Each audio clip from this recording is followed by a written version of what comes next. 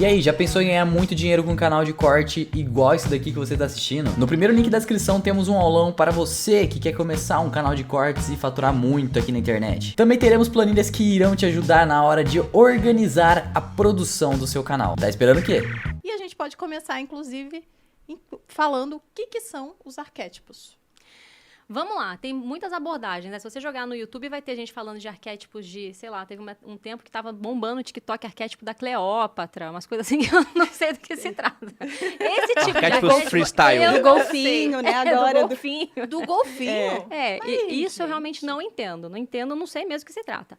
A minha pegada é a partir lá de Jung mesmo, né? Que era discípulo do Freud.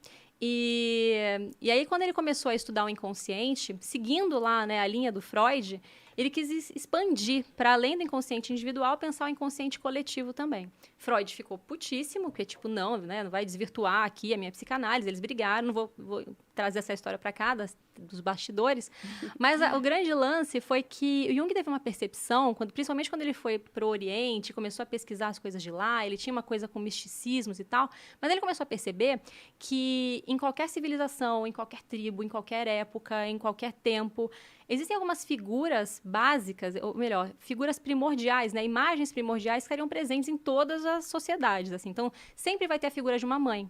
Por exemplo, né, ainda que não seja uma mulher, a mulher que pariu o filho que vai cumprir esse papel, alguém vai fazer o papel da mãe. Uhum. E mãe não só no sentido de dar o leite, dar comida, mas no sentido da proteção, do acolhimento emocional, no conforto, no colinho, né, do incentivo, do abraço. Alguém vai fazer o papel do curandeiro, de alguém que vai ter as sabedorias ancestrais e que vai tratar ali em uma sociedade indígena brasileira, por exemplo, seria um pajé, mas sempre vão ter algumas figuras que se repetem, né? E quando ele começou a estudar isso, ele falou, cara, isso faz muito sentido.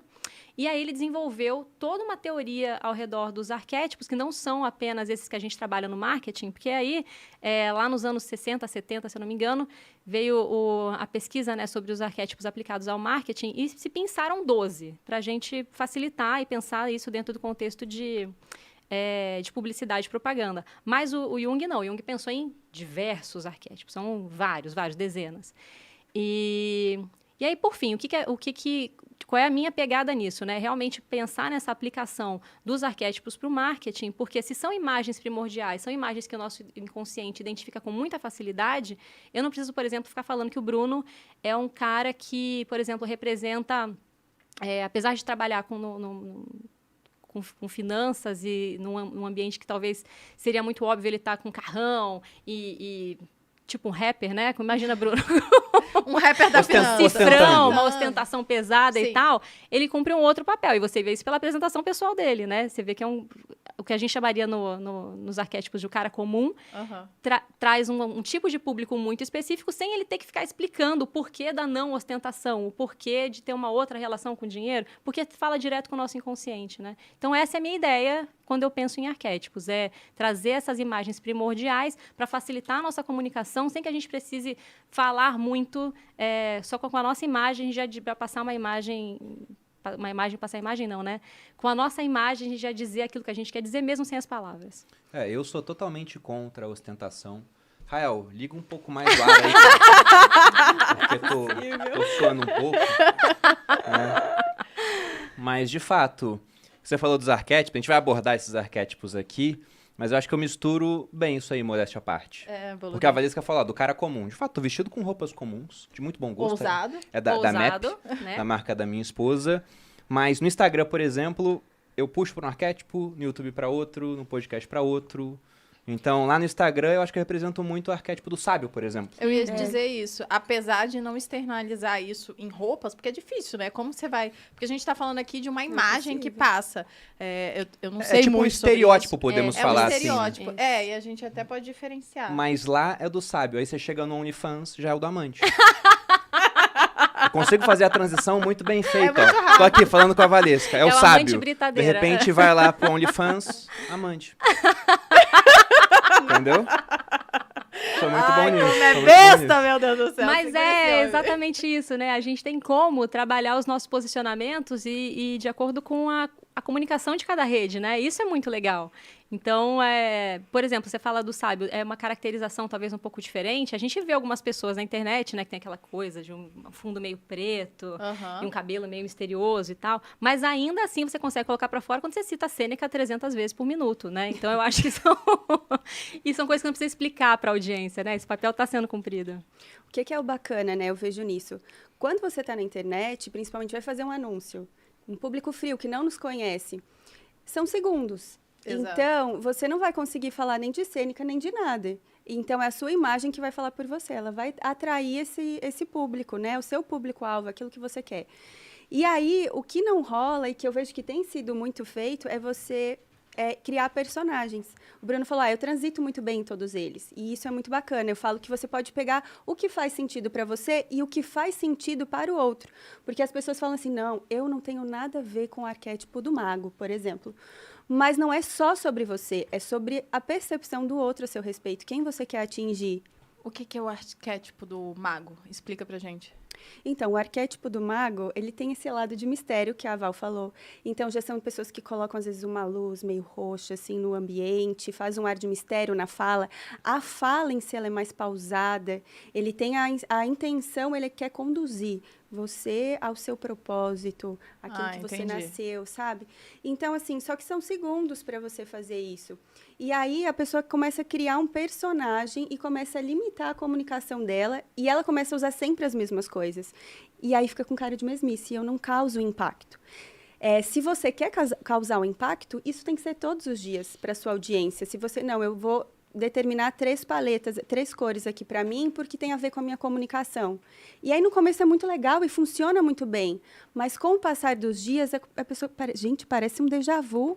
É a mesma coisa todos os dias. E é igual a história dos estilos universais, né? Às vezes a pessoa fica tão presa que não consegue e eu bato meio de frente com isso, porque eu falo assim, é muito legal você pegar os arquétipos e usar como um tempero dentro daquilo ali, principalmente na comunicação. Para você passar uma imagem correta e assertiva. Correta daquilo. A gente faz anúncio, né? Todo mundo aqui faz anúncio. A gente está falando voltado para o marketing digital.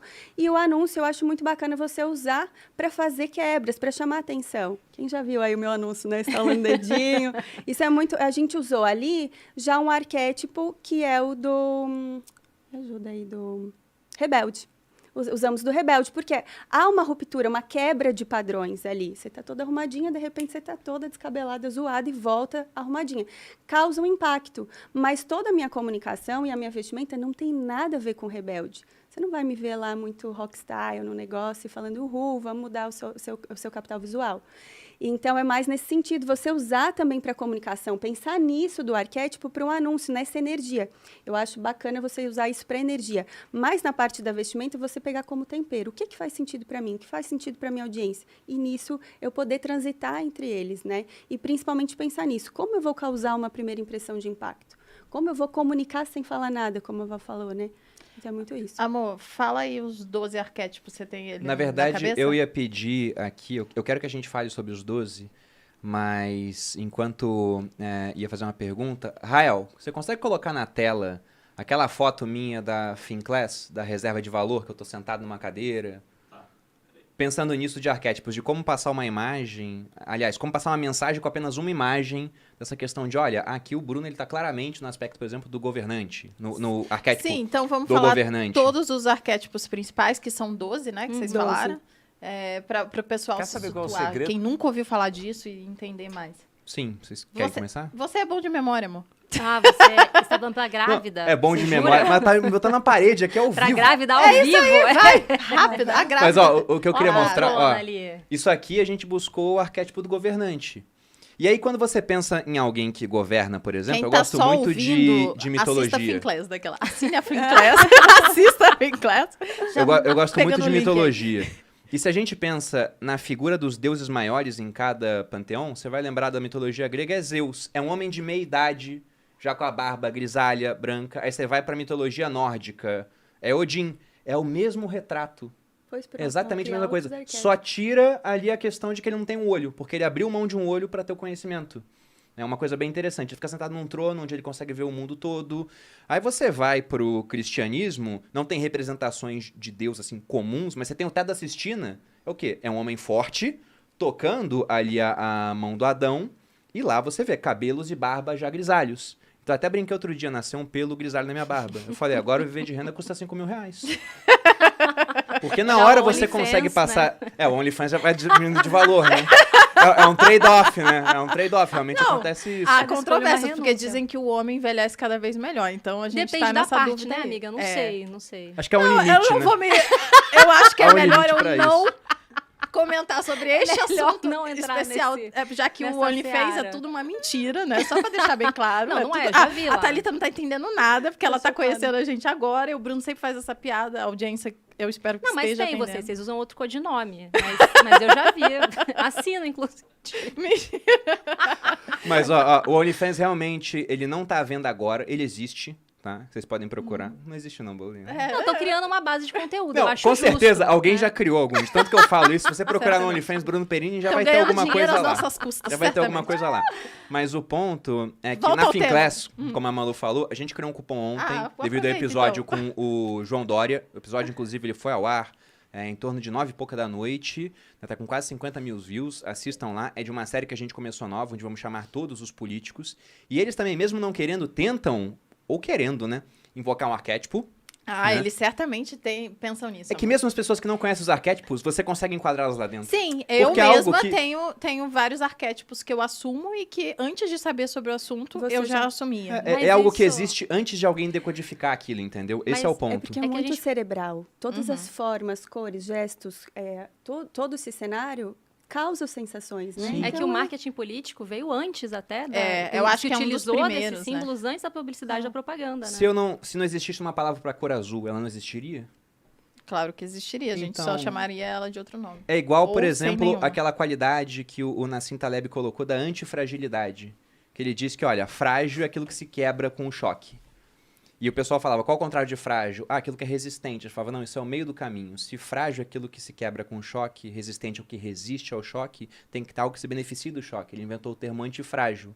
Só que antes dele inventar esse termo, já tinha histórias mitológicas da Hidra, por exemplo, que enfrentou o Hércules. Toda vez que o Hércules cortava uma cabeça, duas Nascia nasciam no lugar. outra. Então ele gostava daquilo. Então não é porque não existe a palavra que não existe a qualidade. Então você pode entender zero de arquétipos. Mas quando a gente explicar aqui os arquétipos, você vai ver que, nossa, eu tô usando o arquétipo, sei lá, do bobo Tal da e corte, tal e tal. né? E não sabia.